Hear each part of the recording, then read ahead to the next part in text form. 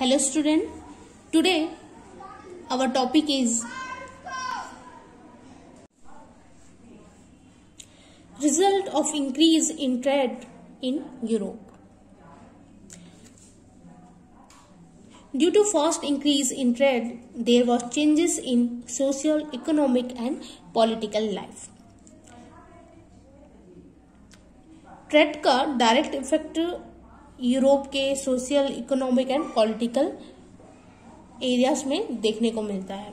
Result of increase in trade in Europe, जैसे ही trade Europe में बढ़ने लगा और उससे एक वर्ग विशेष मीन्स जो ट्रेडर्स ग्रुप था उसको बहुत प्रॉफिट होने लगा. तो उस प्रॉफिट और इस तरह से व्यापारियों का पावरफुल होना यूरोप के सोशल, इकोनॉमिक और पॉलिटिकल लाइफ में कैसे चेंजेस करते हैं ये हम देखेंगे. Economic effect in Europe, economic system of trade and industry flourished. In the medieval period gold and silver become the economic transaction. Now new trade centre came up such as in London and Bristol. There was increase in the number of banks to provide capital for trade. So, capital was utilized for investment in trade. New industry began to flourish, such as making ships. Due to the increase in trade and industry, the margin of profit increased. As a result, the European nation began to prosper. It means European economy जो कि trade के increase होने से काफी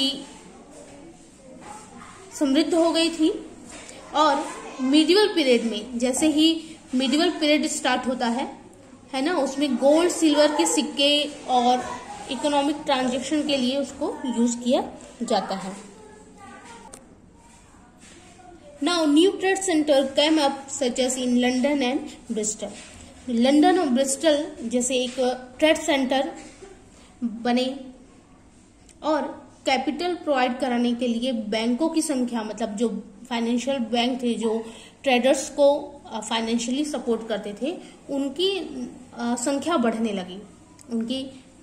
और इसी के साथ शिप बनाने वाली इंडस्ट्री स्टार्ट हुई. शिप बनाने वाली इंडस्ट्री, क्योंकि हमने पहले पढ़ा कि जो यूरोपियंस थे वो सी रूट से अपना व्यापार करना शुरू कर दिए थे. तो अब समुद्र से होते हुए आपको व्यापार करना है तो आपके पास एक अच्छी शिप का होना भी बहुत इम्पोर्टेंट था. तो इससे एक शिप बनाने वाली इंडस्ट्री का भी एस्टेब्लिशमेंट हुआ और वो भी बहुत ज्यादा प्रॉफिटेबल बिजनेस रहा. As a result, the European nation began to prosper. और इसका रिजल्ट ये हुआ कि economically European state, European countries बहुत ही स्ट्रांग हो गई, समृद्ध हो गई. Now social effect. अब हम देखते हैं कि ट्रेड के इंक्रीज होने से यूरोपियन कंट्री की सोशल, सामाजिक स्तर पे उनको पर क्या इफेक्ट पड़ता है. Due to the increase in trade many occupation related to it came into existence such as banker, broker, clerk and accountant. We call this class as middle class people. Skilled workers and producers also come under this class. This type of class is not tied with the bondage of superstition and traditions. These people are eager to know new things. In this way, middle class become the backbone of modern society. Trade के जिस तरह से वो फ्लोराइज्ड हुआ, उसमें जो वृद्धि हुई और जिस तरह से वो सक्सेसफुली यूरोपियन कंट्रीज को इकोनॉमिकली स्ट्रांग कर पाया, तो उनमें बहुत ज्यादा एम्प्लॉयमेंट इंक्रीज हुआ. जैसे कि इकोनॉमिक इफेक्ट में हमने पढ़ा कि बहुत नई नई कंपनियां, नई नई इंडस्ट्रीज एस्टेब्लिश्ड हुए, बहुत सारे बैंक एस्टेब्लिश्ड हुए, तो उसमें काम करने वाले एम्प्लॉयज भी अपॉइंट किए गए. तो due to increase in trade many occupation, और उसमें काम करने के लिए बहुत सारे एम्प्लॉय की आवश्यकता थी और उसके लिए बहुत सारे ऑक्यूपेशन बाहर आए. और साथ ही साथ banker, broker, clerk and accountant ऐसी पोस्ट आई जिसमें लोगों ने ज्वाइन किया और काम किया। तो जो एम्प्लॉयमेंट वर्कर्स थे, वर्कर नहीं कहना चाहिए, जो employment banker, broker, clerk, accountant ऐसी पोस्ट पे जो लोग रहे, उनका एक अलग से सोसाइटी में क्लास बन गया जिसे मिडिल क्लास पीपल कहने लगे। और जो स्किल्ड वर्कर्स थे और जो प्रोड्यूसर थे वो भी इसी क्लास के अंदर आने लगे। और middle class people, this type of class is not tied with the bondage of superstition and tradition. वो परंपराओं से घिरे हुए या बंधे हुए सामाजिक व्यक्ति ना रह के वो ऐसे पीपल बने जो इन्वेंशंस को बढ़ावा देते थे, नई चीजों को जानने पे अपना फोकस करते थे। In this way middle class become the backbone of modern society. इसीलिए जो मिडिल क्लास वर्क ग्रुप जो मिडिवल पीरियड में बाहर आया वो मॉडर्न यूरोप के लिए बैकबोन की तरह रहा। नाउ अब हम देखते हैं कि पॉलिटिकल इफेक्ट क्या होता है। Rising trade also affected the political areas of Europe. Trades for their own interests supported the government. Rulers also relied the traders by ranking them according to the prosperity of the nation. With this business class got important and respect in the country. With the rise of the trade in Europe, decline the feudalism took place. A new system was established known as the modern society.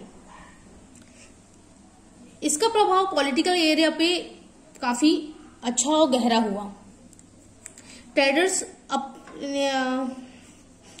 Trades for their own interest supported the government. Means जो traders थे, जो व्यापारी वर्ग था, वो अपने profit, अपने हित को देखते हुए सरकार को सपोर्ट करता था। इससे व्यापारी वर्ग, जो ट्रेडर्स ग्रुप थे, उनको गवर्नमेंट की तरफ से इंपॉर्टेंस मिलने लगी और इंपॉर्टेंस मिलने थे उनका पॉलिटिकल एरिया में भी पकड़ होने लगा। इसी के साथ ट्रेड में वृद्धि होने से कंट्री में फ्यूडलिज्म समाप्त हो गया और एक नया सिस्टम इस्टेब्लिश हुआ जिसे मॉडर्न सोसाइटी कहा गया, which gave birth to third group and large number of labor society including rich and middle class. जो मिडिल सोसाइटी, मॉडर्न सोसाइटी जो आई, उसने थर्ड ग्रुप और large number of labour society including rich and middle class people को भी एक place दिया। Rich people were the owners of the factories and industries and they use raw materials for the production of goods. Their main aim was profit on the sale of goods. The main control was in their hands. Workers used to work under their ownership and used to draw salary. इसी के साथ society में third group का जन्म हुआ। हम कह सकते हैं कि उनका थर्ड ग्रुप का बर्थ हुआ। जो रिच पीपल होते थे, उनकी इंडस्ट्री होती थी, वो इंडस्ट्री के ऑनर होते थे और उनका फोकस होता था कि जितने भी गुड्स सेल हो उस पर उनको ज्यादा से ज्यादा प्रॉफिट मिले। Their main aim was profit on the sale of goods. और जो वर्कर ग्रुप था, जो मिडिल क्लास ग्रुप था, जो उनकी इंडस्ट्री में एम्प्लॉय थे, वो उनके अंडर में काम करते थे और उनकी ऑनरशिप में काम करते थे और उनको अपने काम के बिहाफ में सैलरी मिलती थी। New ideas of production were adopted so that production में increase rapidly. Earlier craftsman used to work with his traditional tools in his home with the help of his family. The essential raw materials they used to get from the traders. But this system of household production was very slow and it cannot fulfill the ever increasing market demand.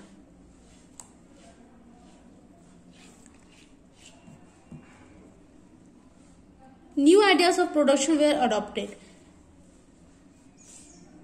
अब market में goods की demand बहुत ज्यादा हो गई थी।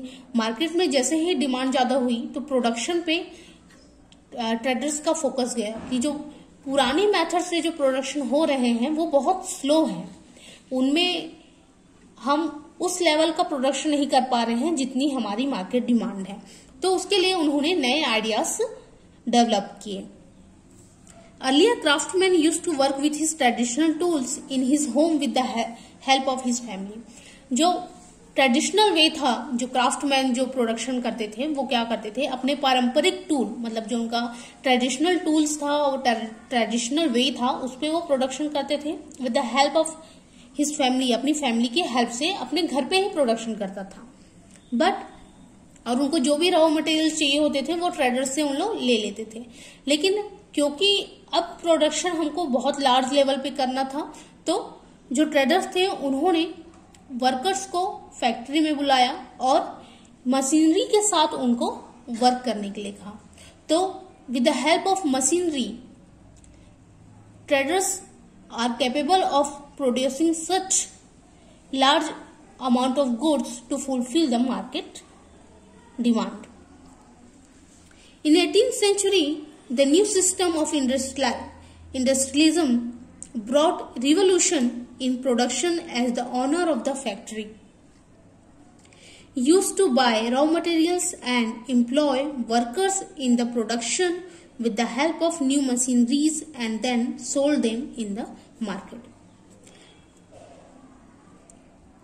Traders ने जब अपने प्रोडक्शन के लिए मशीनरी यूज की इन 18th सेंचुरी, तो मशीनरी के आने से नया इंडस्ट्रियलिज्म स्टार्ट हुआ। वो एक तरह से रिवोल्यूशन था, जिसे हिंदी में औद्योगिक क्रांति कहा जाता है। वो बहुत ज्यादा रॉ मटेरियल्स यूज करते थे, वर्कर्स को मशीनरी के साथ काम करवाते थे और बहुत ही अच्छे प्रोडक्ट प्रोड्यूस करते थे जिसकी मार्केट में बहुत डिमांड थी। Now workers does not to produce in their houses but use to work on salary in factory. अब वर्कर्स को अपने घर में काम करने की जरूरत नहीं थी, वो फैक्ट्री में एज ए एम्प्लॉय काम करते थे और उस वर्क के बिहाफ में उन्हें सैलरी मिलती थी।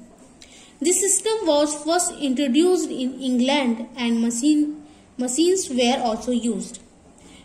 तो ये जो सिस्टम सबसे पहले स्टार्ट हुआ इंग्लैंड में, और इंग्लैंड में ही सबसे पहले मशीनरी का यूज किया गया।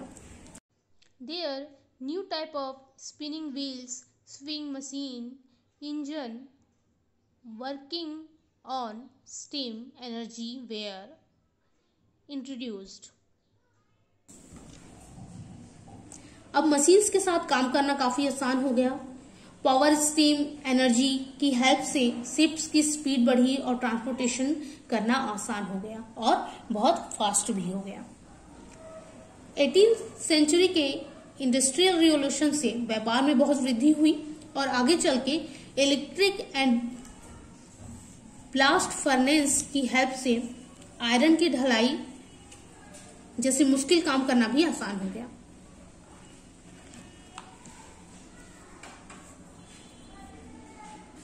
New era of development, rapid increase in the production in industries with the help of machineries is known as industrial revolution. जैसा कि मैंने आपको पहले बताया कि मशीनरी के आने से ट्रेडर्स में, व्यापार में, इंडस्ट्री में बहुत ही क्रांति आ गई और वो मार्केट डिमांड को पूरा करने के लिए लार्ज स्केल में प्रोडक्शन कर सकते थे।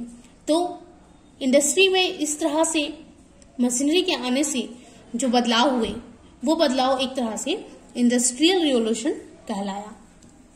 In the past 18th century, industrial revolution was established in England, which spread in other countries of Europe. In future, use of electricity and blast furnace has helped to cast iron. In this manner,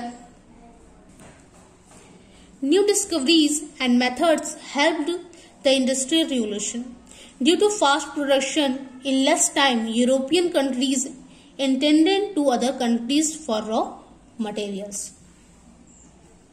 18वीं century में industrial revolution से trade में वृद्धि हुई, increase हुआ और वो आगे चलकर इलेक्ट्रिसिटी का यूज करने लगे, ब्लास्ट फर्नेस का यूज करने लगे, जिनकी मदद से, जिसकी हेल्प से आयरन ढलाई करने का जो मुश्किल काम था, जिसमें बहुत मेहनत लगती थी, वो हम बहुत आसानी से करने लगे और बहुत आसानी से वो होने लगा, जिससे नए इन्वेंशंस होने लगे और ये एक बहुत ही पॉजिटिवली चेंजेस था जो कि इंडस्ट्रियल रिवॉल्यूशन से हुआ था।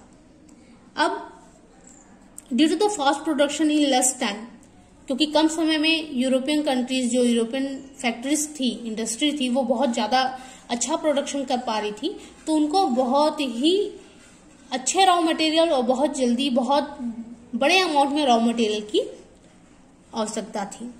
तो अब वो क्या करने लगे, जिस कंट्रीज से रॉ मटेरियल लाते थे उस कंट्रीज के साथ वो डायरेक्ट कांटेक्ट करने लगे, intending to other countries for raw materials. अब वो अदर कंट्री में रॉ मटेरियल्स के लिए जाने लगे।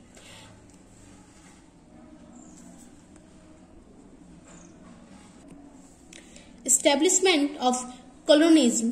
European people first of all landed over the prosperous state of American continent and established colonialism.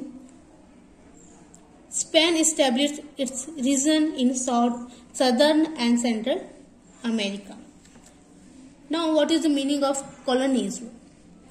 जितने भी पावरफुल कंट्रीज थी, उन्होंने अपने आसपास की जो कंट्रीज थी उस पे अपना कंट्रोल किया और उसे एज अ कॉलोनी ट्रीट किया। मतलब आप पर्टिकुलर कंट्री है, वो आप पावरफुल कंट्री के अंडर में रहेंगे और उसके अंडर में काम करेंगे।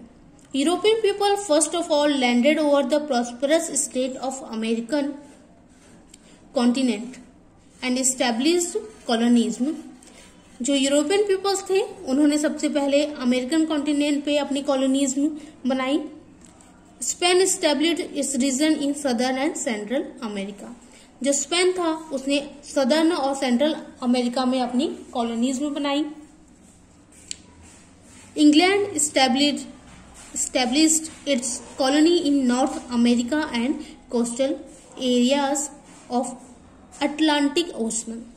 अटलांटिक ओशन के पास जो नॉर्थ अमेरिका और कोस्टल एरिया, मतलब अटलांटिक ओशन का जो कोस्टल एरिया और नॉर्थ अमेरिका का जो एरिया था, कंट्री थी, उस पे इंग्लैंड ने अपनी कॉलोनी स्टैब्लिश की।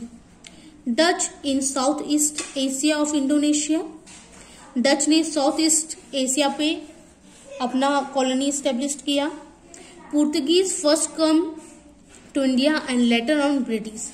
इंडिया को सबसे पहले पुर्तगीज ने अपनी कॉलोनी बनाई, देन ब्रिटिशर्स आए और ब्रिटिशर्स ने इंडिया को अपनी कॉलोनी बनाई। Dutch and France also spread their colonies. वैसे ही डच और जो फ्रांस कंट्री थे उन्होंने भी अपनी अलग अलग कॉलोनीज बनाई। European establish their colonies later in Africa and Australia. अब जो यूरोपियंस थे उन्होंने कुछ समय बाद अफ्रीका और ऑस्ट्रेलिया पे भी अपनी कॉलोनी स्टैब्लिश्ड की। The need of raw materials for production they restricted heavily on colonies. अब उनको जिस तरह की रॉ मटेरियल्स चाहिए थी वो अपनी कॉलोनी कंट्रीज से लेते थे और उस कंट्रीज पे बहुत ही ज्यादा रेस्ट्रिक्शन लगाते थे। They use their raw materials for their production, और वो उनके रॉ मटेरियल्स को अपने प्रोडक्शन के लिए यूज करते थे and sold the goods in those countries at a very high rate. अब वो उन्हीं की कंट्री से रॉ मटेरियल्स लेते थे और उस पे प्रोडक्शन करते थे और उसी प्रोडक्ट को वो उन्हीं की कंट्री में सेल करते थे, वो भी हाई प्राइस में। In this way, they exploited the local people of those countries and gave them economic burden. और इस तरह से जो कॉलोनीज कंट्रीज थी, उसको उनका वो शोषण करते थे, उनकी आम जनता पे वो शोषण करते थे और उन कंट्रीज पे इकोनॉमिक बर्डन बढ़ने लगा था। The establishment and extension of the colonies is known as colonies. और इस तरह से पावरफुल कंट्रीज का अपने आसपास के कंट्रीज को कॉलोनी में एस्टेब्लिश करना कॉलोनिज्म कहलाया। As a result of colonialism in European countries, increasing trade leads to more interest in earning. Colonialism has two great consequences. Colonialism का रिजल्ट डायरेक्ट वर्ल्ड पे हुआ और यूरोपियन कंट्रीज इंक्रीजिंग ट्रेड, मतलब जो European countries थी वो व्यापार में अपना वर्चस्व बना चुकी थी। अब कॉलोनिज्म का डायरेक्ट इफेक्ट आपके वर्ल्ड पे हुआ। तो पहला था higher aspiration to snatch the colonies leads to conflict between European countries which was reason for first world war. बहुत ही ज्यादा कॉलोनीज पे कंट्रोल करना और उनका शोषण करना एक तरह से वर्ल्ड वॉर को बढ़ावा दिया और यही एक कारण था कि जो विश्व है वो पहले विश्व युद्ध की ओर बढ़ गया, first world war. To remain themselves powerful and to use over colonies the European powers force the common people to remain uneducated and backward. अपना वर्चस्व कॉलोनीज पे बनाए रखने के लिए